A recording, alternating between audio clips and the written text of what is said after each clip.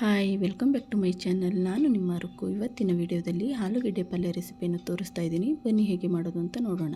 ಇದಕ್ಕೆ ಬೇಕಾಗಿರುವ ಪದಾರ್ಥಗಳು: 2 ಕಟ್ ಮಾಡಿದ ಈರುಳ್ಳಿ, 2 ಕಟ್ ಮಾಡಿದ ಮೆಣಸಿನಕಾಯಿ, ಕರಿಬೇವು, ಕೊತ್ತಂಬರಿ ಸೊಪ್ಪು, ಹಾಗೆ ಒಗ್ಗರಣೆಗೆ ಅರ್ಧ ಸ್ಪೂನ್ ಸಾಸಿವೆ, ಅರ್ಧ ಸ್ಪೂನ್ ಜೀರಿಗೆ, 1 ಟೇಬಲ್ ಸ್ಪೂನ್ ಕಡಲೆಬೇಳೆ, 1 ಟೇಬಲ್ ಸ್ಪೂನ್ ಉದ್ದಿನಬೇಳೆ, ಚಿಟಿಕೆ ಅರಿಶಿಣ, ರುಚಿಗೆ ತಕ್ಕಷ್ಟು ಉಪ್ಪು, ಎಣ್ಣೆ, ಬೇಯಿಸಿದ ಆಲೂಗೆಡ್ಡೆ.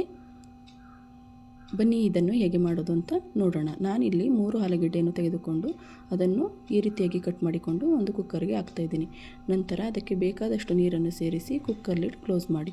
ಇದು 2 ವಿಸಲ್ ಆದರೆ ಸಾಕು, ತುಂಬಾ ಚೆನ್ನಾಗಿ ಬೇಯುತ್ತದೆ. ಬೇಯಿಸಿದ ಆಲೂಗೆಡ್ಡೆ ಸಿಪ್ಪೆ ತೆಗೆದು ಈ ರೀತಿಯಾಗಿ ಸ್ಮ್ಯಾಶ್ ಮಾಡಿಕೊಳ್ಳಿ. ನಂತರ ಸ್ಟವ್ ಮೇಲೆ ಒಂದು ಪ್ಯಾನ್ ಇಟ್ಟು ಅದಕ್ಕೆ 2 ರಿಂದ 3 ಸ್ಪೂನ್ ಆಗುವಷ್ಟು ಎಣ್ಣೆ ಸೇರಿಸಿ.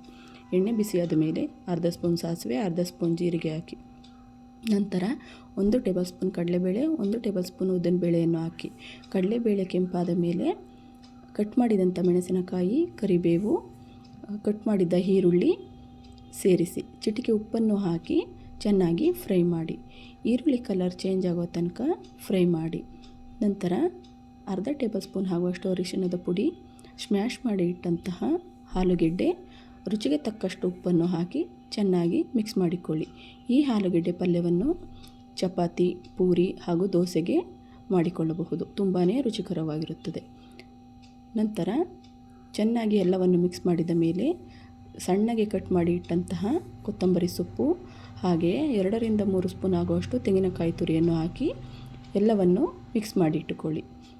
ಈ ವಿಡಿಯೋ ನಿಮಗೆ ಇಷ್ಟ ಆದಲ್ಲಿ ಪ್ಲೀಸ್ ಲೈಕ್, ಶೇರ್, ಕಮೆಂಟ್ಸ್ ಮಾಡಿ. ಹಾಗೆಯೇ ನಮ್ಮ ಚಾನಲ್ನ ಸಬ್ಸ್ಕ್ರೈಬ್ ಮಾಡಿ ಫ್ರೆಂಡ್ಸ್. Thank you.